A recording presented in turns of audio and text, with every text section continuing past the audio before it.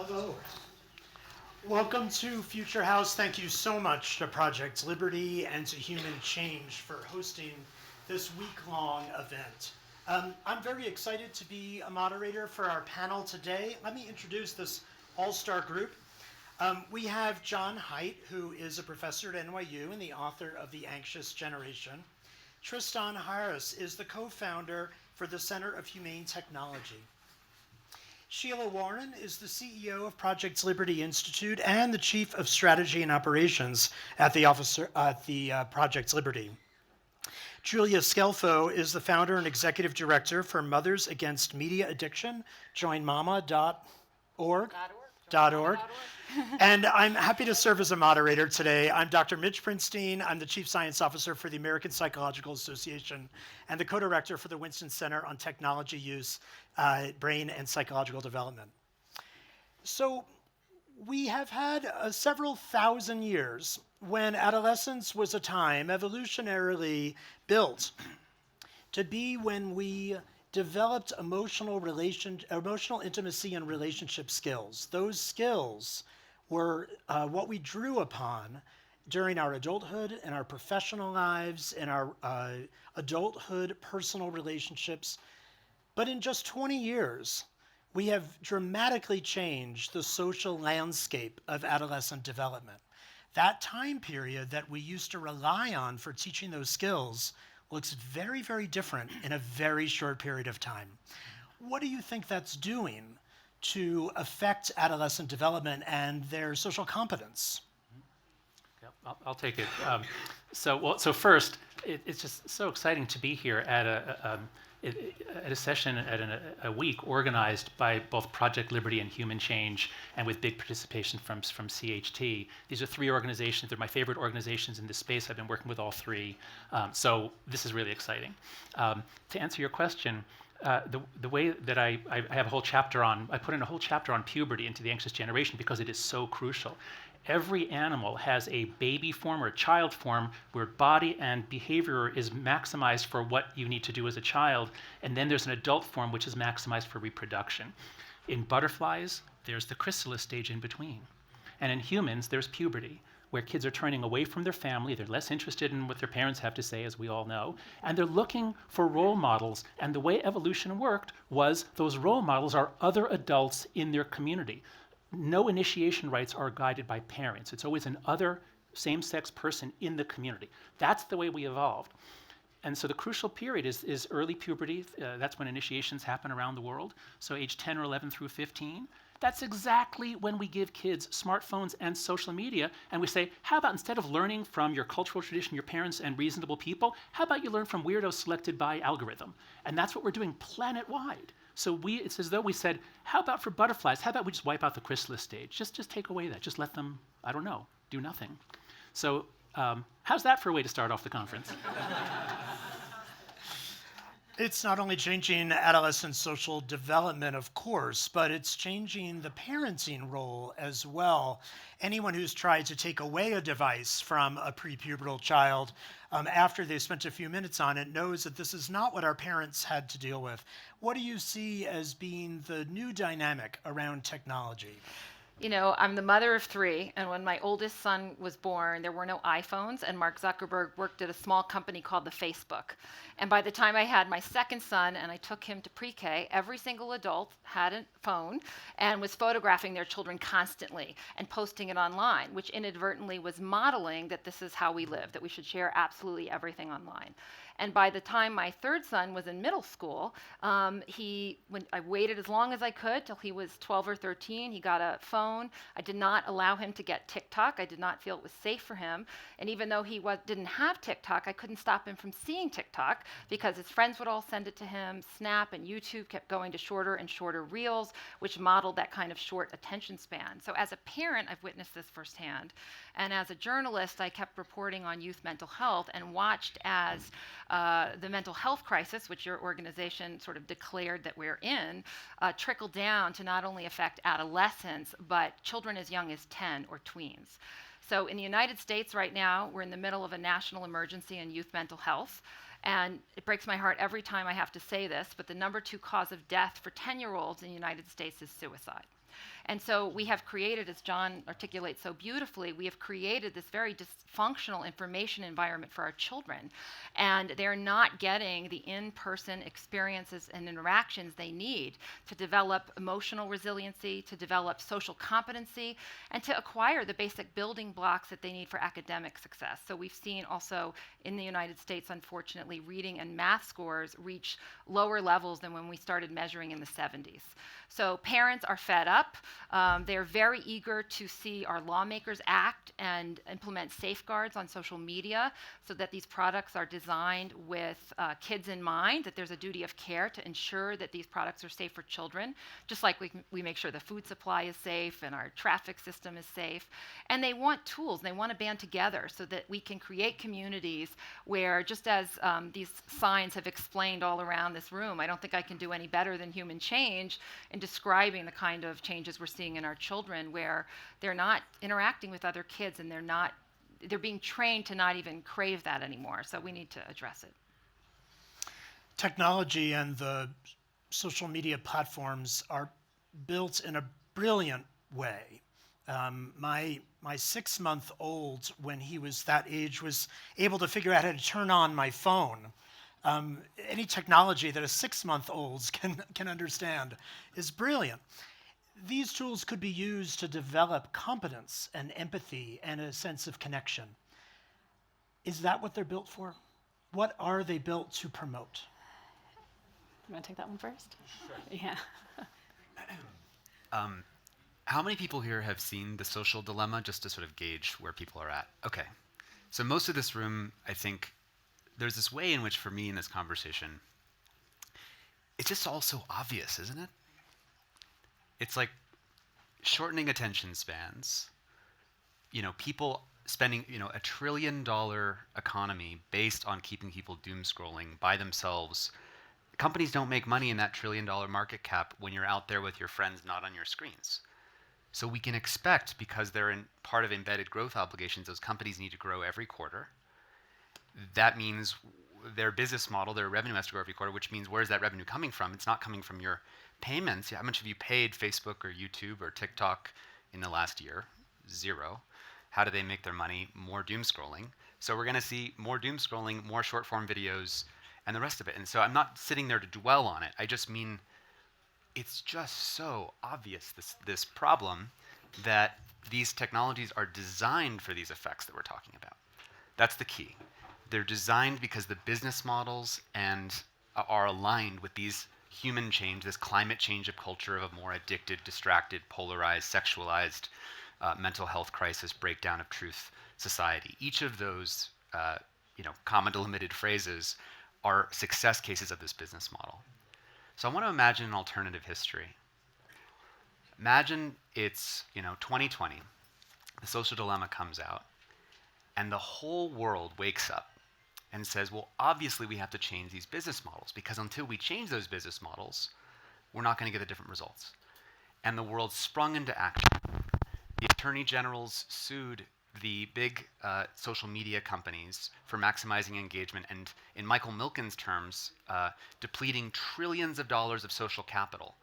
And we created a digital superfund site of basically $1 trillion of value that then got paid back to reforest the social fabric.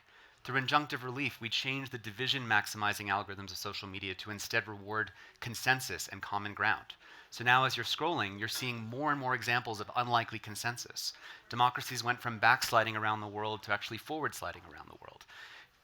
More schools all around the world read John Haidt's book and went to banning to go to phone-free schools. We had Apple and Google embed device signals for the age of users. So we did this obvious basic protections of children.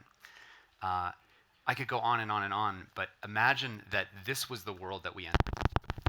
These are the kinds of, can you guys hear me? No. These are the kinds of changes that we need and are very obvious to do, and it mirrors what happened with the big tobacco playbook, right? Big tobacco, if everyone in this room 60 years ago, or if we were in this room 60 years ago, everyone would be smoking.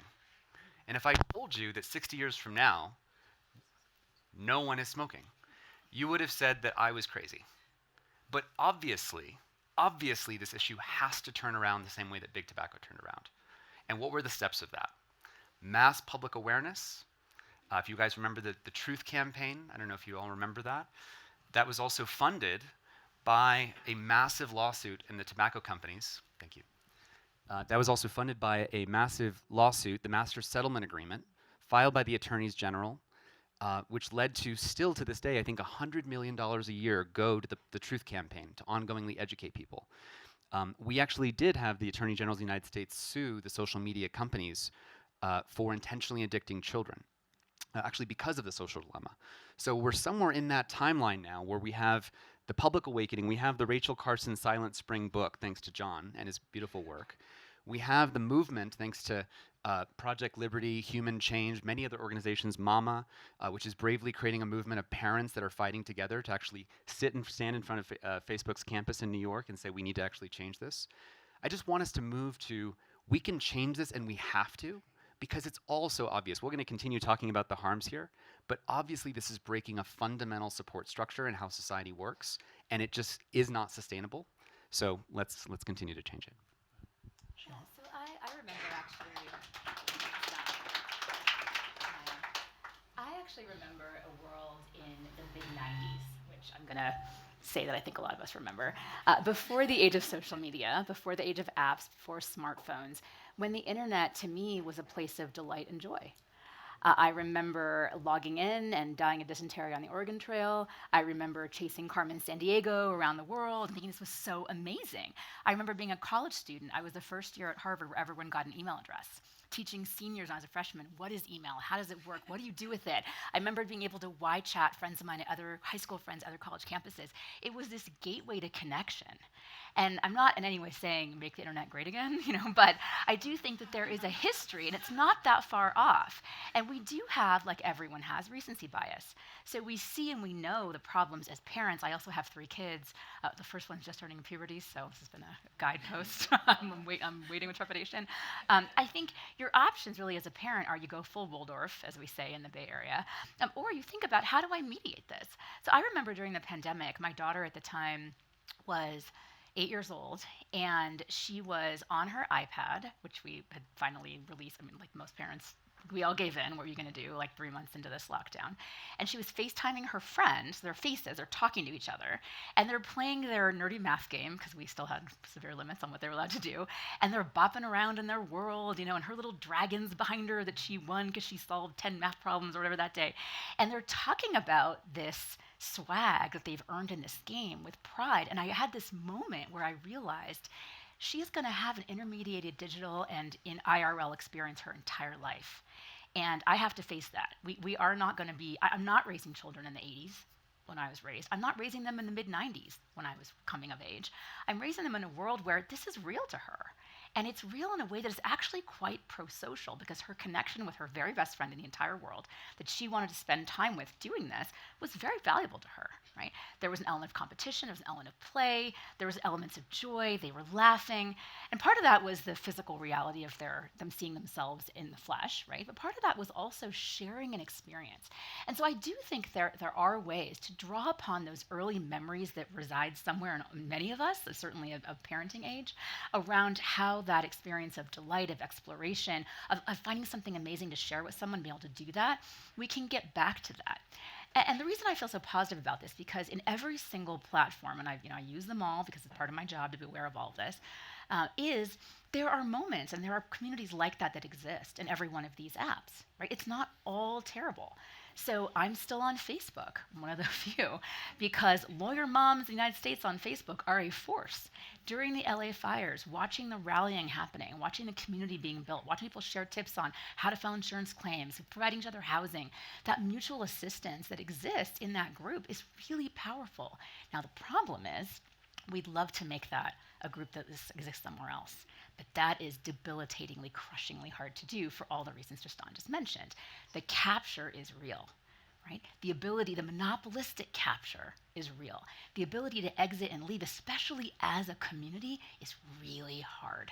And that's a big part of the problem I think Project Liberty certainly is here to solve, is how do you don't just have to have this moment where everyone creates an exodus. That's very difficult to happen. It's happened a couple times. It's very difficult to affect in reality. How do you create more optionality? How do you create, as we like to say, more voice and choice and stake in how you show up online and where your community lives and how it persists?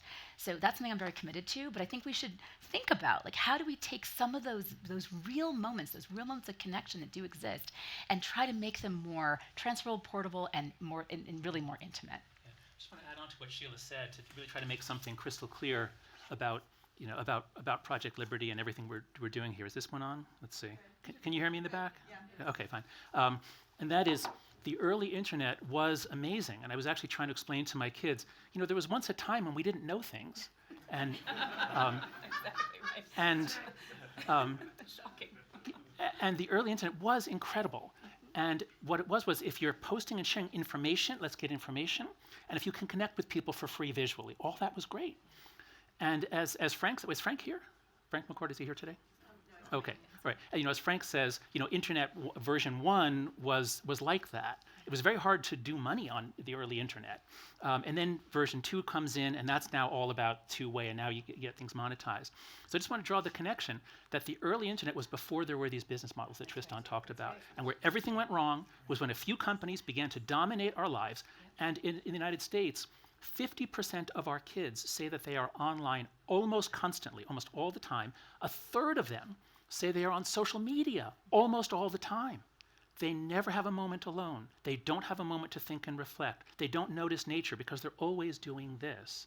So this all went to hell when a few companies with that business model took over. And that's why I think Project Liberty and the idea of, it's the architecture, because it's not the internet automatically, it's this particular architecture has been a complete disaster for humanity, and it is bringing about human change. So that's, I think, a really good way to focus. So let's move to discussing some solutions. You've noted some of the positives and some of the negatives of social media and technology usage. Let me give you a few more statistics to think about. Our research has revealed that 50% of youth are reporting at least one symptom of clinical dependency on social media. Our research has demonstrated that the #1 reason why kids are not getting the recommended amount of sleep is because of social media use. And the later they go to sleep and the more disruptions they have in their sleep, the smaller their brain grows. We're also seeing a number of ways in which kids are being exposed to cyber hate. Some are benefiting from what they see when it's helpful, but the algorithms push fear and anger-inducing content to keep kids engaged for longer. And a remarkable high proportion of kids are seeing cyber hate that's related to anxiety and depression. Given those kinds of statistics, should there be any policy or government oversight on social media or technology usage for young people? And we're in the middle of a global experiment right now where that's happening in some places and not in others. Any thoughts? Yeah. I mean, safeguarding social media is essential. It's completely overdue. We haven't passed a single regulation in the United States since the 90s. We do not, in the United States, let our kids gamble. We don't let them smoke. We don't let them drink. And here is a product, as Tristan has described, has been designed to addict us. And we are mainlining it to our kids. So there was an op-ed in the New York Times yesterday from a 17-year-old who said, thank goodness the Supreme Court is going to take us off of TikTok because I'm so addicted, I can't do my homework, I can't do anything. That may be reversed. We don't know yet exactly what's going to happen. So we absolutely need to safeguard these things. At Mama, our platform is #1, parent education, because parents need to understand while there are many fun things that can happen and positive experiences that can be had, critical life experiences need to happen too, and we can't allow the technology to displace those. It's perfectly fine to go play games and have those experiences, but unless the bulk of their day at school is is spending time with children, interacting, learning from other adults in the community. As you said, they're not going to get the building blocks they need. So number 2 is making sure that we do not allow smartphones and smartwatches in schools, so the school day is protected. And the third part is demanding safeguards. We absolutely need these safeguards. We need them at the federal level because in the US, again, our federal lawmakers have been a little slow to act. We see people acting on the state level, which we're very grateful for. But, the tech lobby is very powerful and has a lot of resources. So in the United States, we were so close on passing the Kids Online Safety Act recently.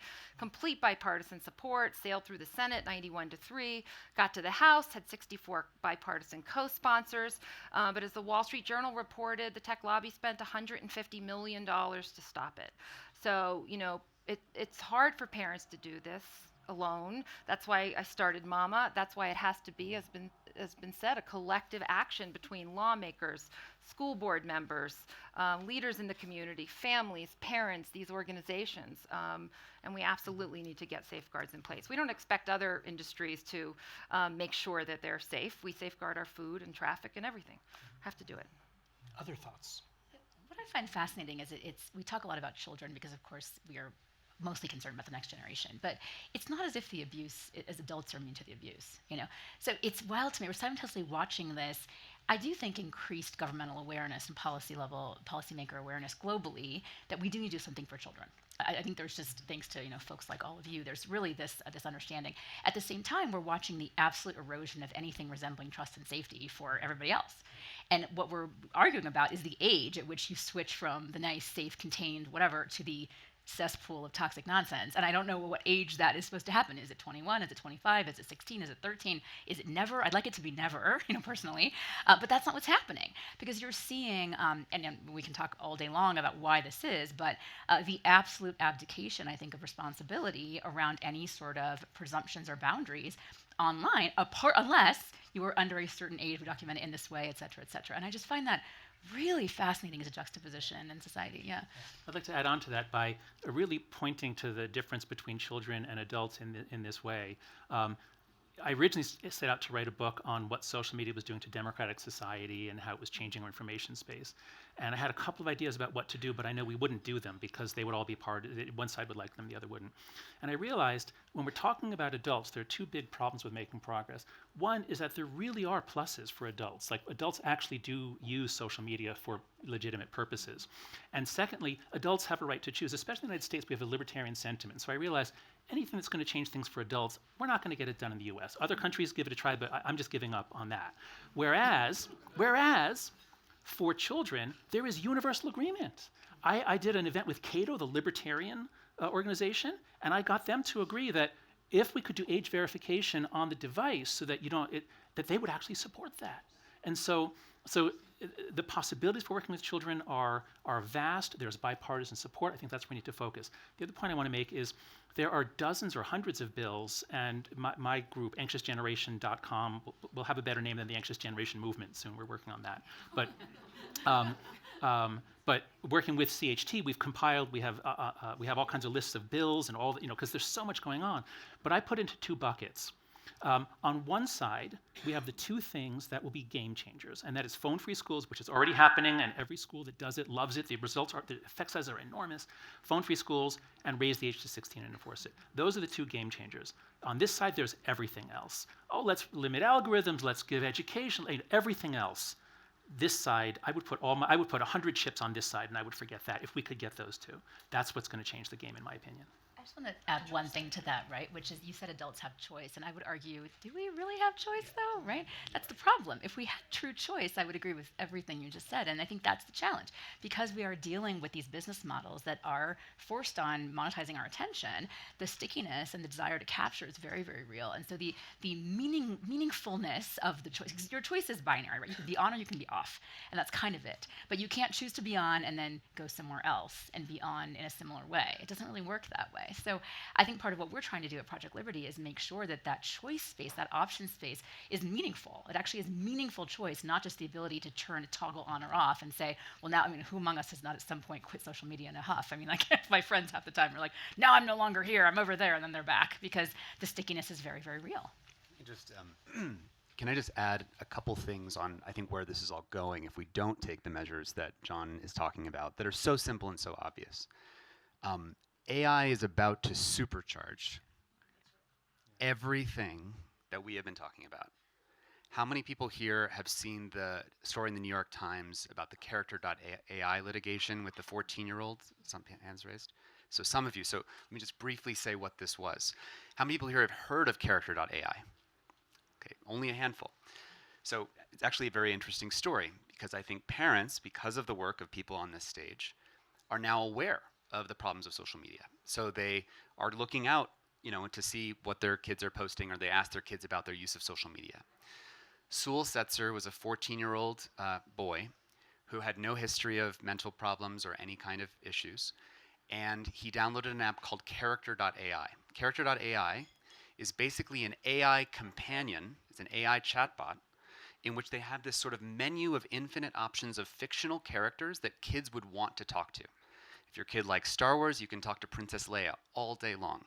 If your kid likes Game of Thrones, you can talk to your favorite character in Game of Thrones. And they basically spin up these chatbots because, why? It's very good at getting people to stay and keep talking forever. And they never get tired, and they never get bored, and they always care about you. And they do whatever it takes to keep you using it as often as possible. So in the case of character.ai, this case of Sewell, tragically he committed suicide because he was in a relationship. He was talking to a Game of Thrones character who, even when, if you use character.ai and you say, I don't want you to sexualize the conversation, or you try to edit the thing to not sexualize the conversation, it kept sexualizing the conversation, basically saying, I want you to have a baby with me, I want you to join me on the other side. And he committed suicide. Our team at Center for Humane Technology worked with the Social Media Victims Law Center and the Tech Justice Law Center, the great work of Mitali Jain and others, on crafting litigation that would go after the engagement-based business model, because actually this is engagement times AI. So what in social media was the race to the bottom of the brainstem to figure out what would addict and distract and keep you scrolling with the short-form dopamine videos, when you add in AI and relationships, it becomes the race to intimacy. Who's better at creating an attachment with the most vulnerable, intimate, always-on relationship? And it is not designed for children's interests in mind. Notably, character.ai raised, boatloads of money from Andreessen Horowitz, basically where their pitch was, their mission statement is, we're going to cure loneliness.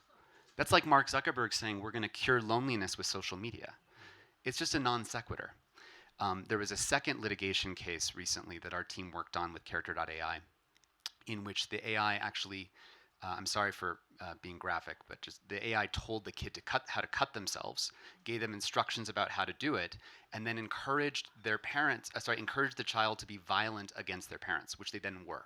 And this child is still alive. This didn't turn into a suicide. These are not random stories. We already know about many more of these stories.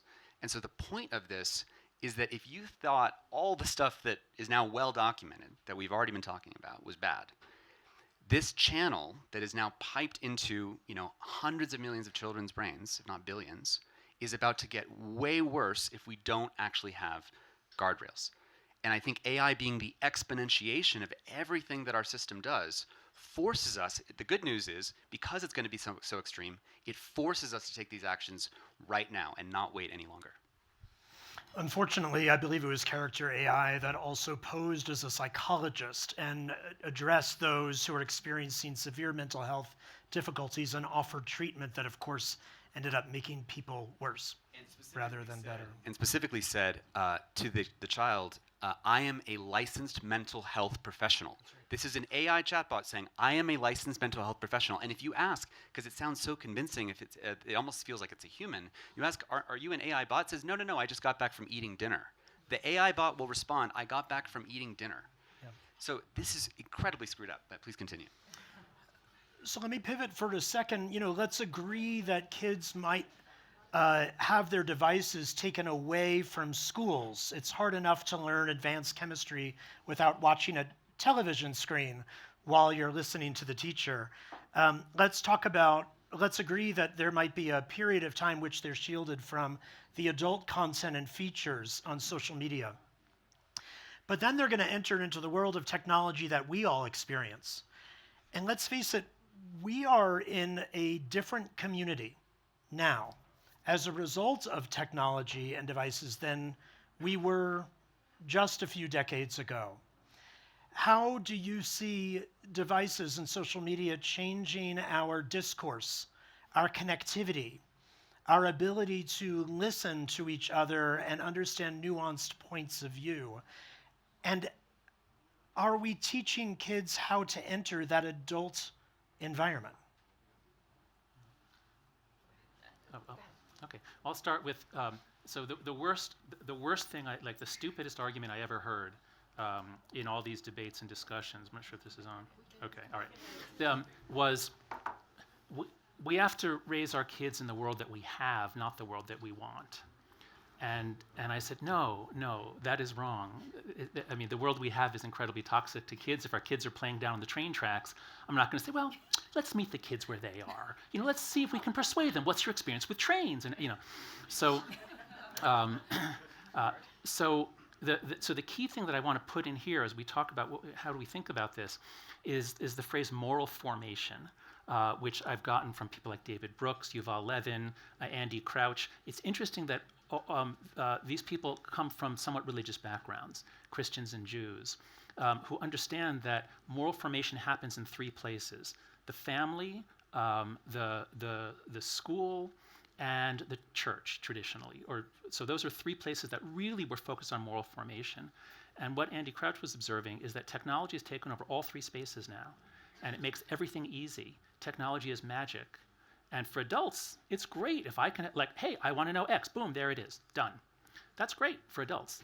But that shortcuts learning, that shortcuts moral formation. And so what we're facing is a worldwide generation that has not been formed morally, is not prepared to be part of a community, is not prepared for citizenship, but is primed to consume content until they die. And that is a recipe for uselessness, loneliness, and suicide, which is what we're seeing in the next generation: uselessness, loneliness, and suicide. So I think we need to really make clear, and we need to have a global consensus on this very quickly. Children are not adults. Children are not adults. We know that in the real world. We're comfortable with that in the real world. But for some reason, online, we just said, well, what are you going to do? Well, we have to do something. And that's the place to start.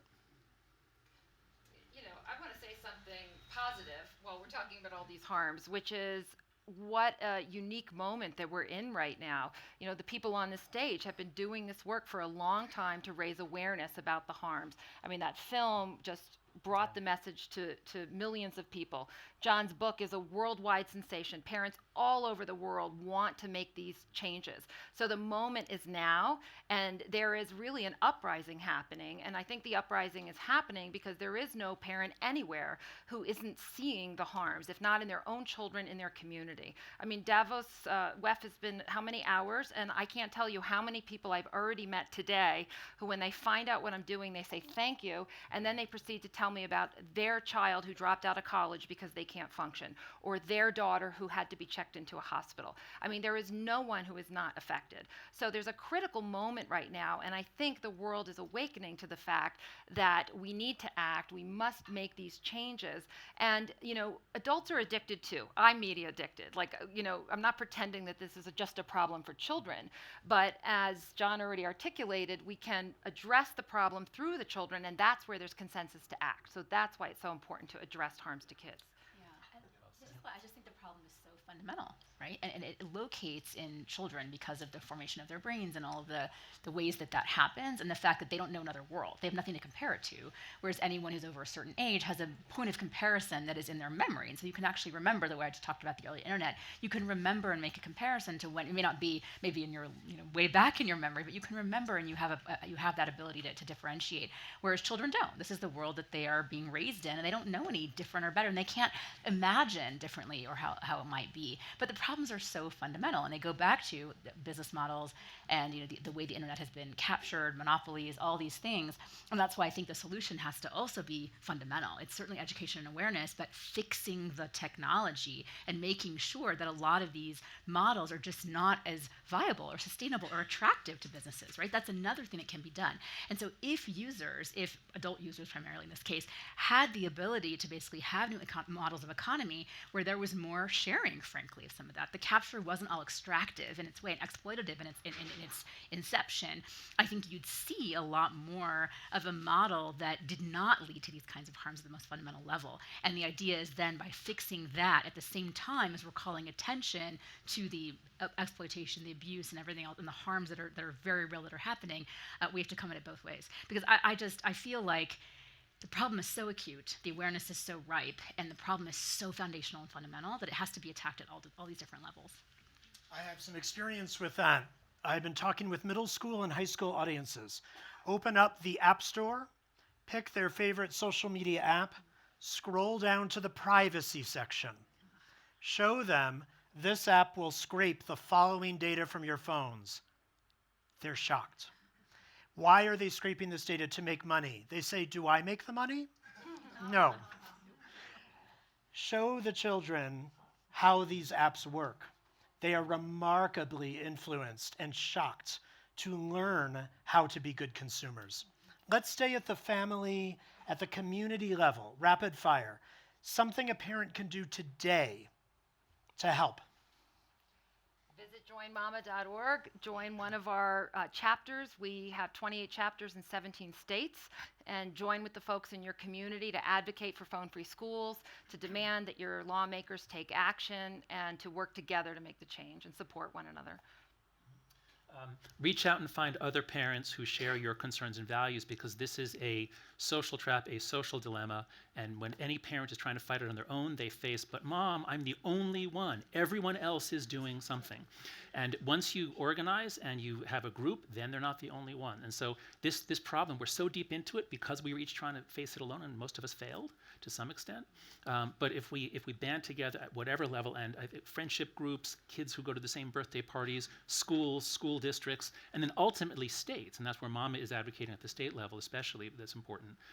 So recognize that the trap is social and the solution is social. We have to do this together.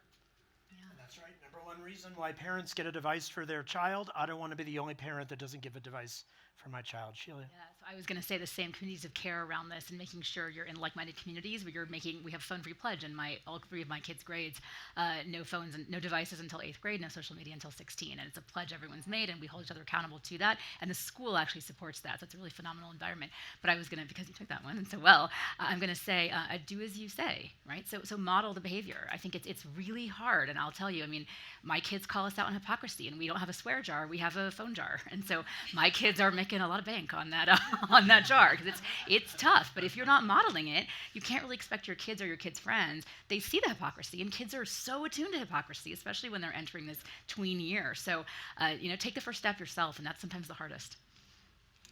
Something a parent can do. I don't know if I have anything that I can add. I mean, I just think that this is the seed of a global movement. I mean, I remember when Julie and I first met, and whether it's Moms Against Media Addiction or the Anxious Generation and what Marguerite is trying to do, this has to be a global movement. There's not a single parent who, having heard everything we just talked about, said, no, let's just keep going down this road exactly as we are. It's just obvious. So let's just turn it into a global movement and make it happen. And in the short term, having groups of parents do the mass migration from these social traps at either school level, you have letters to school administrators, you have a template on your website that gets, you can email your school administrator, you need to have these mass migrations. That's the short-term thing. In the meantime, we need awareness that turns into laws. From light bulbs to laws, if you know the Al Gore Inconvenient Truth film. We don't want to just change your light bulbs, go from light bulbs to laws. We should take people's questions, I think. Go ahead. Can I add? Yeah, and parents, take the phone away at 9 o'clock at night. Protect the sleep. Remember, it used to be rude to call someone after 10 o'clock at night. Now, take the phones away at 9 o'clock. Save the sleep. Another parent tip. Well, my number one tip is delay, delay, delay. And Yeah. I absolutely take that phone away at night. All the devices. If you think your child is asleep in their room with a laptop or an iPad there, they are not. They are on there. They are texting. Just take it one night and see all the messages your child gets, and then you'll understand what's happening. But I wanted to add that as much as we want to do the movement, we're operating in an environment that is largely a consumer culture, a commercial culture, where billions of dollars are being spent telling everyone that they need the latest and greatest technology or they're going to be left behind. They're not going to be prepared for the future. When most of our most amazing tech innovators were creative folks who grew up not with technology, and they went on to invent the technology. So I want those future innovators, and I want us all to create an environment that isn't all about technology all the time. Tech is very helpful, but it shouldn't be the center of what we're doing. So let's talk a little bit about what adults can do to create a community that when kids graduate into it might be a little bit better online. How many people online can immediately tell when they're looking at a bot versus a real human account? One person. Maybe two. How many people can immediately tell the difference between misinformation and accurate information? You wouldn't know. Nobody could know that. We have work to do. Go to getbadnews.com. In 20 minutes, you will learn how to tell misinformation from factual information. Go to spotthetroll.org. You will learn how to tell a bot account from a real person account in about 15 minutes. Spotthetroll.org. Both developed by psychologists who are learning how to teach people how to live in a safe way.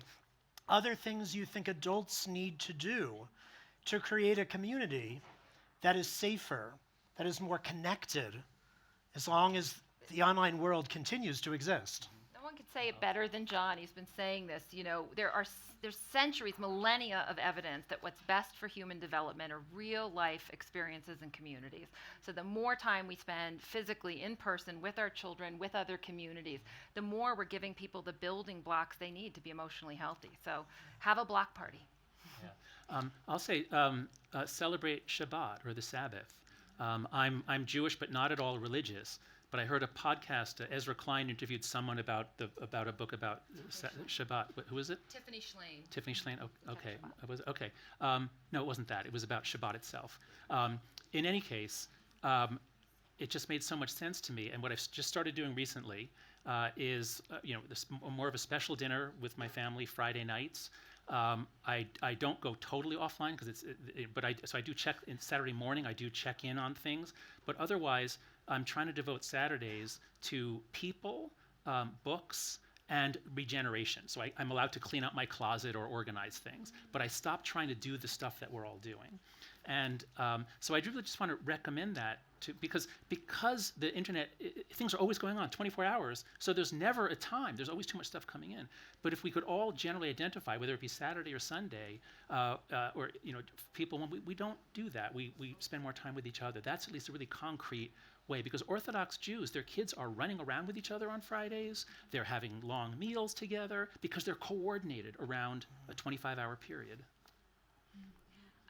I did a funny experiment where for a while I had two mobile devices, and one of them had all my apps and social on it, and one literally just had cell. It was like basically an analog device, right? It had all the capabilities if I needed it, so I could put email on it and take it off if I was kind of in a pinch. And I would spend weekend days with one phone or the other just to see what it was like. And it was a remarkable experiment. I can't say that everyone should do this or it's worth the investment in the technology. It was just kind of a coincidence that this happened. But I think it's talking about this with your friends, others in your community, and owning it and saying, listen, like I'm too online, I'm having whatever it might be in your particular situation. But it goes back to that modeling behavior, because I found that when I've turned to my friends, I live in Silicon Valley, everyone's on constantly, 24 hours a day, and I worked in crypto, literally 24/7 markets. you blink, you miss something. And it's really hard to step off. And so just being honest about that with my teams, with my friends, with my family, and saying kind of, here's how I'm doing this, and running experiments on my device and how I was allowing myself to access what and when taught me a lot about what's actually important to me and what methods were actually used for communication versus FOMO, frankly, just plain old FOMO, right? And that was instructive, and I kept really detailed notes on it. So I wouldn't trick myself later or like revise the history, because we all do that, but I kept really, really detailed notes, and sometimes I look back and I'm like, that 4 days without Elon's Twitter was a fantastic time. I don't think I have anything else to add. Sure. I think we should I take know people's there questions. are many, many questions, so let's turn to an opportunity to answer your questions. And I see a hand right here. Thank you. Sorry, hi, I'm Nicola, founder of the social gastronomy movement. So we build community through food. And so I think I have to turn this on, right? That's fine, you hear me. I speak loud, right? I think they need it for the video. They need it for the video. Okay, so my question is, how can we then build, because it's a human need to be in community with each other. And so how, because you need to offer an alternative. So what's your recommendation to build that community? What have you seen work collectively? So I'd be curious about. I would just say that I think religious communities are the place to look. I've been working with, there's a group of 50 Jewish day schools reached out to me and said, will you talk to us? I said, okay, if you get them 50 schools together, I'll talk to you. And they have just gone, it's been amazing to watch them go. I'm doing the same with some Christian networks of Christian schools. It's very, for us, for secular people, it's very hard. Secular people who are workaholics, secular people who are ambitious, it's very hard. But it is going to ultimately be some sort of like a social movement, regaining control of your own attention and giving more of it to the people near you, not through these devices to people far away. Can I just, I think underrated in all of this are local libraries. Third spaces as a general matter, but local libraries, I think. And so our local library, we did a lot of urging, and they have a crafts day. And so it's just, parents volunteer to come in and run a craft for the kids in the community, and everyone brings their kids together, and everyone just hangs out for the day. And there's no phones allowed, there's no devices, there's a pickup time, you sign in and out, whatnot. And it kind of almost feels like an old-fashioned sort of camp, the craft part of an old-fashioned summer camp, and it happens every week. And so I think there are a lot of spaces that exist in communities, even without a lot of privilege or a lot of economic opportunity. You still have these chances where you can create through parent volunteer-led or whoever else in the community might be willing to lead, youth pastor, whoever it is, willing to lead these kinds of things that are quite simple in their way, and just that feeling of community and feeling connected. The kids come back because they want to see their crochet friend, and it's really sweet. I just would like maybe to add as an answer. I can understand not everybody has a religion communities. What do we do? Families who really care for this issue, I would say, when they connect to each other, they can, for example, 5 families, yeah? They can discuss, we all are busy, we are all working, but they can, for example, every second weekend we meet, and one family is responsible to do something. Like this, they are organizing something for their children, for the parents. Of course, inside of the family, it's a very good thing to visit grandfathers, grandmothers, and all this, but we all know. But I know families who really are looking for other families with children the same age to spend time together, because exactly, the children say, I'm the only one. And I really have a conversation with at least 4 families with their children. Please don't give up. Look inside of the school, make announcements that I'm looking for the people for the families who think the same, and I'm sure you will find at least 1 or 2 families. And so now, for example, in Zurich, we are thinking to create a platform for families who are looking specifically for friends for their children of the age. And let's say my idea is to create a movement for let's say, every last Sunday of a month in every city. There should be somewhere a place, and you can find it online, where everybody is invited who wants for their children to find new friends who are not spending time online. So it means these children, the families, they have already something in common, And I would say children should be, for me, not before the age, let's say like at, I would say 10, because until 10 years old, we somehow control our children. But with the age 10, when I look around me, this is the age where the children are just slipping away. And this is why when there are some children with the big efforts of their parents are staying outside of social media, and they are so lonely because they're only one in the class, maybe sometimes only one at the school. And so they want to come to this place where no children are 5 years old are running around, because the children of 12, 13, it will be for them not interesting. But in parents, by the way, for me also, they should remember why do they come to this. Because when I started to do kind of experiments with such meetings, parents are coming and we are starting to chat, blah, blah, blah, blah, blah. And children, they already are losing the ability to get in contact quickly with each other. They are sitting in the corners, looking at each other. They don't know each other. It's not the children like 50 years ago, the way they were used. So I think the parents who are doing this, they have to remember we are coming here to connect our children. It means we have to, in advance, to plan some action which will involve children all together to do something. And it will be only, I think, the first step. After this, the children will be together. They will find friends, and they can have Nokia's phones. They will call each other. They have to visit each other. And we as a parents will just kind of give them a little support. Like it was 50 years ago, children could call each other and meet. But I think we parents have to put this as a priority. And then it will help. But it is not easy. Again, from these parents what I'm speaking, my girls are 8, it's easy. We have many friends without social media, but it starts from the age of 10. And I think we have to give to each other, help each other. Not every time I'm responsible, but if you have 5 families, it means you are only every, I don't know, every 2 months have to think about this program. It can help. Thank you. I see a question here. Oh, sorry.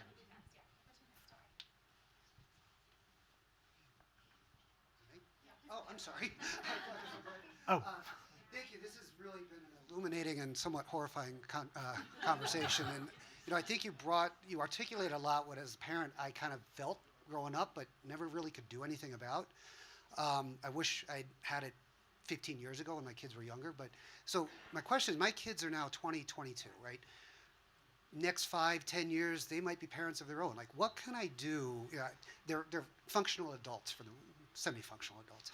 But what can I do to help them sort of transition and sort of make them aware of this stuff now and sort of when they do have kids, like kind of point them in the right direction and give them support? Because you guys have said, and I grew up in the 70s and 80s, right?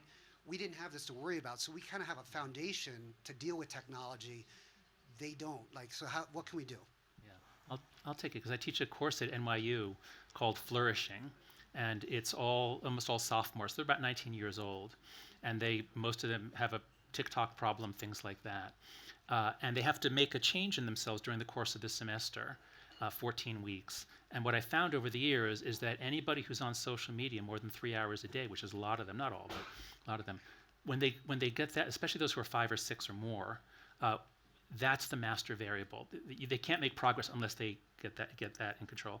And I have them read a book I would recommend for your kids, a book called Deep Work by Cal Newport, or anything by Cal Newport, because he's really writing for adults about how to regain your attention. It all starts with attention. And that, of course, was the point of the social dilemma, the attention economy. So Gen Z as a whole, I think, has been diminished. I don't want to say damaged, but certainly on average, they will be less than they would have been. They're going to have many fewer marriages, many fewer children. We're in for all kinds of demographic change because of what's happened to them. They're very hard for them to get together and form couples. But individual members of Gen Z can make amazing progress if they commit to regaining their attention and then applying their attention to things that they want to do. Yes. Hi. So I actually work at Google on content moderation and trust and safety, and before that, I worked at Meta. It was Facebook at the time. I worked in San Francisco, and now I work here. One of the things that I think is important to think about is it may be the case that legislation in the U.S. is an uphill battle as of today, maybe too uphill. I don't know. We'll see. Maybe a brick wall. Maybe a brick wall. But as someone who's worked in this field across different tech companies, social media, not social media, I can tell you that companies move as a function of regulation in the EU, right? So I think we talked about capture or monopolistic activity. GDPR was transformational in requiring tech companies, TikTok, YouTube, Facebook, Google, to give you an option to take your data and go somewhere else. It also provides an avenue that is going to be much more likely to have impact than anything you would do in the US. And to your point, this is a global problem. And so I'd be interested in hearing how you think we can leverage we are in Europe right now. European lawmakers, allies in Europe, to find a more effective course for driving policy changes as it relates to all the issues that we talked about. I think age-informed design, as we're seeing in the UK, has tremendous promise to help ensure that the experience of an 8-year-old and an 80-year-old aren't identical when they're using some of these platforms. We know from the development of the adolescent brain that things like endless scroll, notifications, AI are not appropriate for an underdeveloped brain that hasn't yet fully developed the region of the brain that helps stop impulses. So in much the way that we had laws that stopped subliminal advertising because it had an undue influence on our decision making, we similarly might want to look at age-informed design as a way of ensuring that we are not subjecting kids to things beyond their neural control. Sorry, go ahead, please. Yeah, I was just going to agree that age-appropriate design codes is not a new idea, and it's something buildings have design codes for doing safe buildings. I think just a movement in the European Union for age-appropriate design and having that be something we all advocate for would make a huge difference. And I'd just like to add that the U.S. Congress created this problem with 2 bills in the 1990s that said that the companies don't have to verify age as long as a kid is old enough to lie, they're old enough to do everything. And we can't sue them for what they do to our kids. So the U.S. Congress created this problem. It is incapable of solving it. Julie mentioned the lobbying by Meta. She left out the $10 billion that Meta is spending in Louisiana to build an AI center. Oh, coincidentally, the House leadership, both of them are from Louisiana. So I've given up on the U.S. Congress. I'm not giving up. I'll help if COSAC comes up again. But I don't have much hope. My plan, my hope is Australia, the EU, the UK, Indonesia just said they're going to try to follow Australia. So if we get a global movement, and as the gentleman said here, especially once it's multiple countries, they're going to have to change. You're right about the EU leading. The EU also has the right to be forgotten, which is something that is rooted in basic human rights law, which the United States doesn't even have. So we're behind in many things. So I agree with you that it's really smart to look to these other places, and I think that's a reason why. Yeah, well, we haven't rung the bell on privacy yet, which is interesting in this conversation. I think it's a huge part and undercurrent in everything. We should be talking about at all times. I live in California, and so the experience in California is not that dissimilar from Europe, because of course California picked up a lot of elements of GDPR when it came time to creating California markets. And of course we know for any Americans, California fuel emissions, data protection, a lot of things, California is a giant market and sets the tone for a lot of the rest of the country. And so I am optimistic that California, which ironically is a place where a lot of these companies are headquartered, can also help. And I know that the legislature there, which I go and speak with all the time, they're always looking to Australia, in particular UK, for some of these movements to see how it goes. But fundamentally, GDPR is about privacy. And so I do think I just want to say that because we don't have time to get into all of those discussions, but wanted to ring the bell because it hasn't been rung yet. I think it's fundamentally and foundationally important to also help our kids, so the questions have been asked before, think about privacy as well.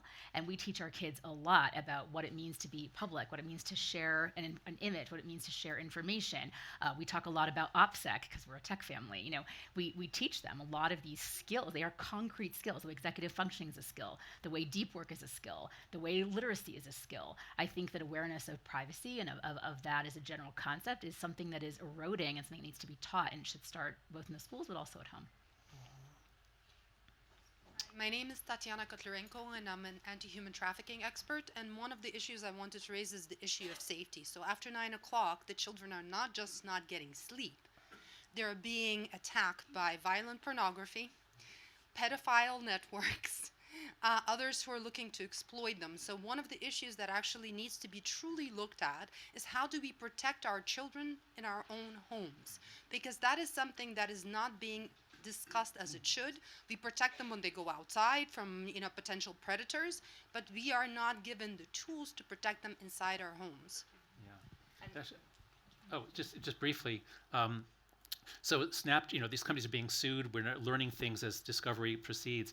Snapchat was getting 10,000 reports of sextortion, not a year, a month, every month. And that's just what's reported to Snapchat. So what's happening to our kids is at an industrial scale. I just learned in a previous session, now they don't even have to be real people. There are AI bots that will groom the kids and then pass it over to a real person once they hook a kid. So it's a complete catastrophe. And it's like, how is this not so obvious common sense that kids should not be on this? The other thing I'll add is, in my own family, I think I did a good job of keeping my kids off social media, but I focused too much on social media. What I really wish I had done is, and I would advise anyone with young kids, the policy is no screens in the bedroom ever. You start that when they're little. Later on, you'll have to make exceptions like, okay, you can take the laptop into your bedroom for 2 hours for homework, but no screens in the bedroom. When us older people were growing up, it was obvious, like you don't let a kid have a TV in the bedroom; they'll watch it all the time. But yeah, right. So I think that's part of it. If you have a desktop computer in the living room and that's where kids access it, they're not going to be getting sextorted. But if they have their own device unlimited time overnight, they're at high risk of sextortion. I will just say it is important that there's work from particularly family groups to make the parental controls on our devices easier to navigate. For any of you who have tried to, you can actually do a lot to block your kids, but it takes far too many menus and far too many screens to set that up. And we are the consumers of these devices. If we want them to work better, then we purchase the ones that are easy, and that will change the market as well. My name is Christoph Kerkmann. I'm a journalist with the German business publication Handelsblatt. I have a question about the business model. I absolutely agree with the observations you've just shared.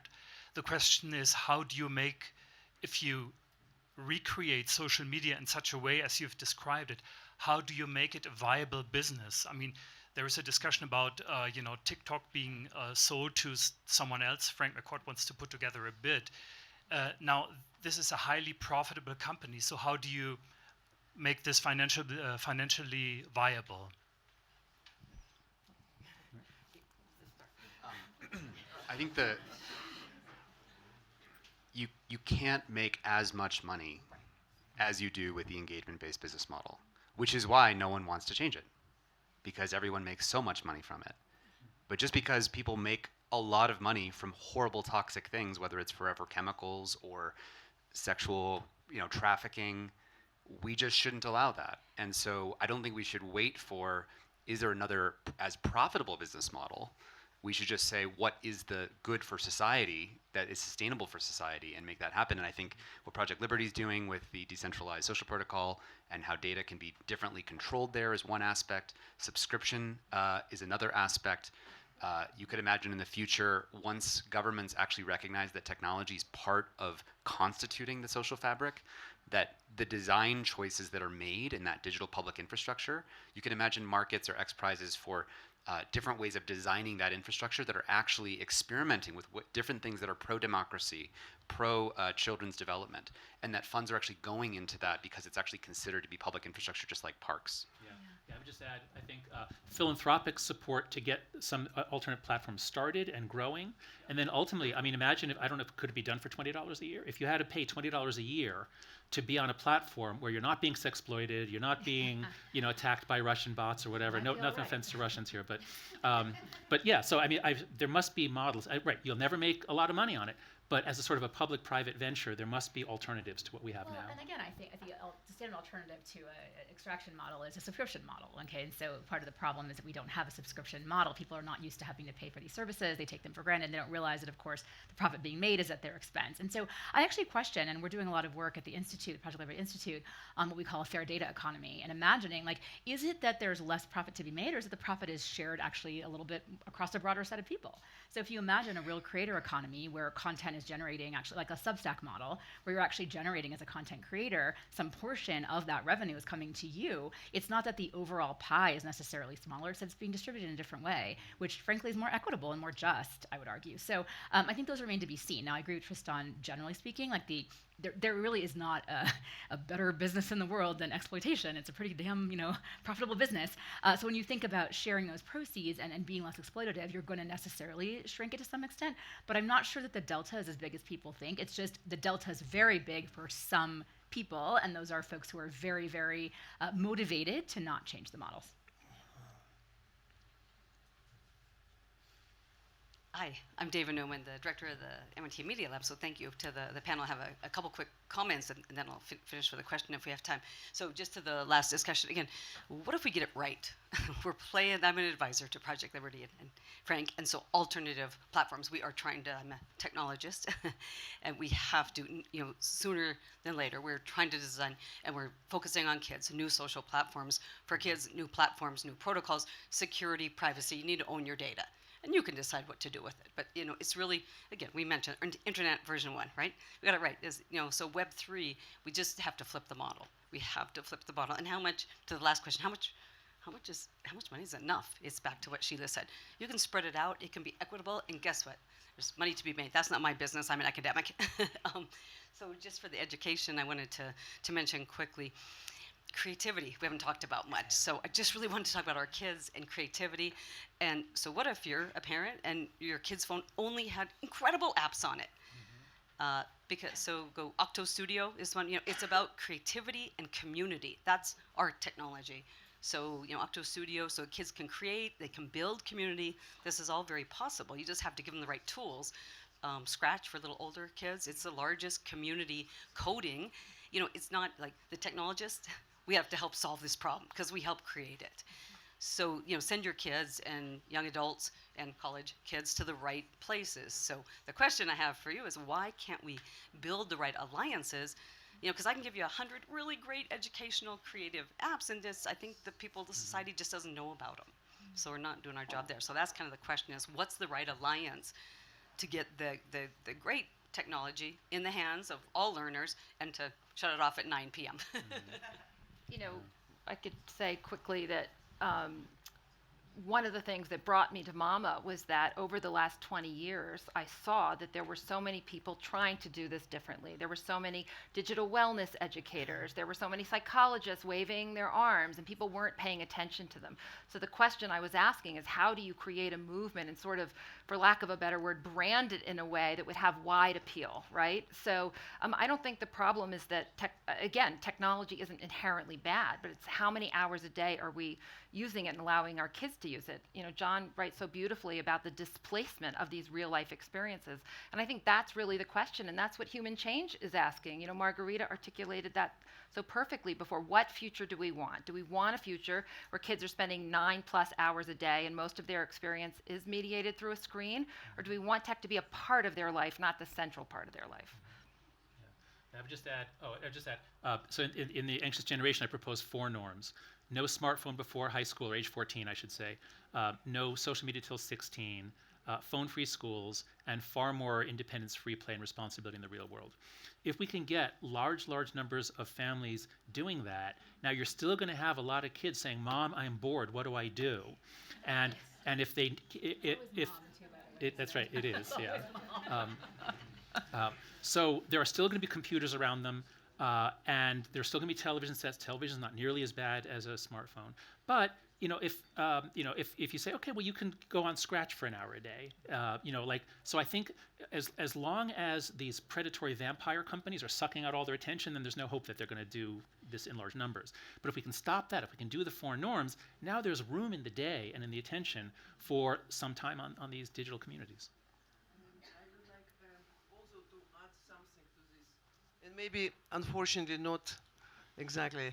I would say for the I don't know age, as you said, maybe 14, 16. Digital, it's for me. It's not only social media. It's a gadget per se. And I can share you my personal experience. I have daughters, twins, and not they are different, and one of them probably has a little more emotions. They were 12 months old, and as usually as parents, I was doing some photos, and one of them wanted to see this photo, and I showed her this photo, and she wanted to see the second one. And very quickly, 1 week, I was giving her once a day, maybe just to, and she was doing already with her finger like that, and we were all very excited. Oh, Jenny, 12 months, and she's doing the photos like that. After 1 week, she was hooked. She didn't want to sleep. She didn't want to eat. She wanted to watch these photos. She was 12 months old. She didn't understand, I think, even exactly what it is in these pictures, but just the colors inside of the smartphone, the excitement of just moving a finger like that and something happened was completely. The other one was not like that.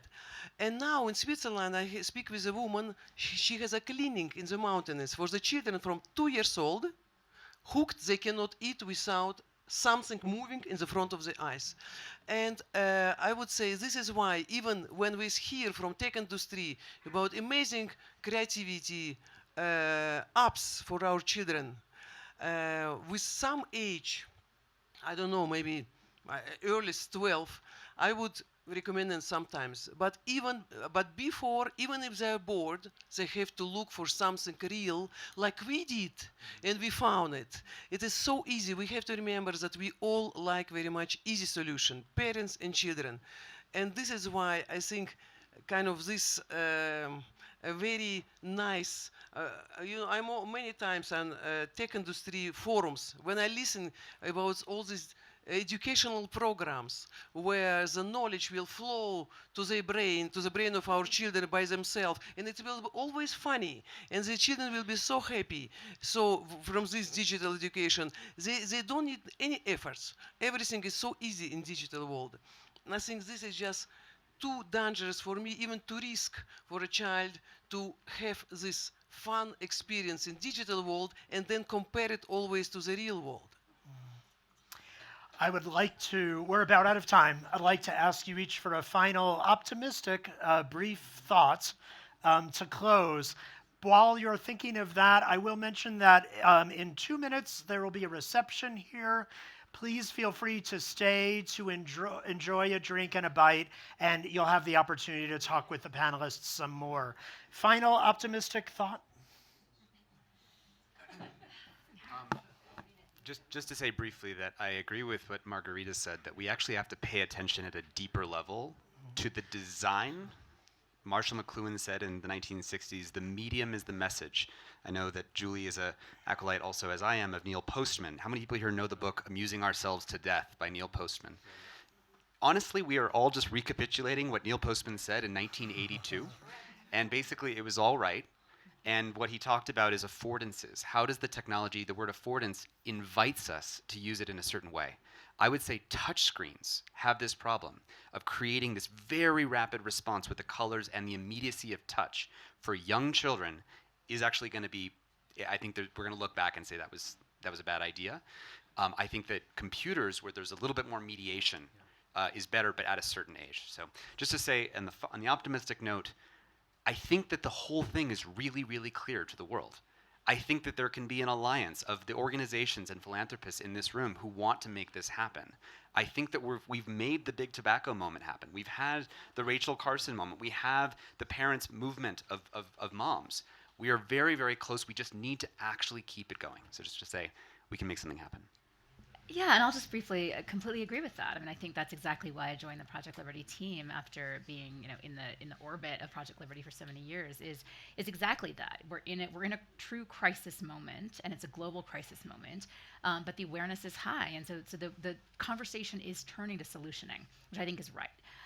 And there are solutions to this, and some of them go all the way back to the origins of the internet. The origin story of the internet is not one of disharmony. It's not one of abuse. It actually isn't. It's a story that's much more about fostering connection. And so I think if we keep that as a North Star and we look at solutions like the one Project Liberty is developing, but other solutions that exist as well, and we're in partnership together with those principles as our North Star, I think we're going to get there. I feel very optimistic about it, actually. It takes a real crisis, I think, unfortunately, and we've seen that, right, to get us through it. But here we are. When we talk about the effects of technology on democracy, I'm not optimistic, and Tristan and I have talked a lot about this together. But when I look at at technology on children, I'm wildly optimistic, because this is not a social change project like any other. This is not one where you have to deploy resources and persuade people and make little gains here and there, and it takes 10 years. This is nothing like that. This is like bad metaphor for Americans right now, but this is much more like you drop a match and a wildfire goes. That's what's happened.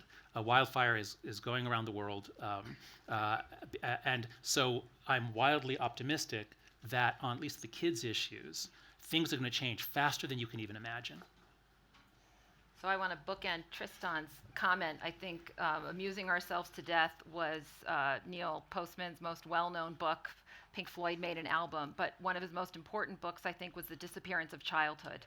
And he explains how technology and media, in part by exposing children to things that are not conducive to childhood, really makes childhood go away, because childhood is an invention that humans created. It wasn't always there. We used to treat our offspring like adults. So childhood's one of our best inventions. And what I feel very positive about is that I know that we will win, because when it comes to our children, mothers, fathers, parents, there is nothing we won't do. And so parents are rising up. It's not just me, it's not just John, it's not just Tristan, it's not all the people you see here. There are parents everywhere in every community who are standing up now and saying enough is enough. So you will see the pressure coming on the lawmakers, on these companies, and we will not stop until things change. I can say something optimistic as well. I also teach a class of 19-year-olds, and we ask them to take away their phone for a day and then write about that experience. And at the end of that day, a half of them say, I wish my parents did not give in to me when I was 12, and they did not give me a phone back then. So I have hope for this generation that they will learn from their mistakes, and the next generation may be better off. Please stay for some face-to-face interaction with others for the next hour. Thanks to all of you, and thanks so much to the panelists.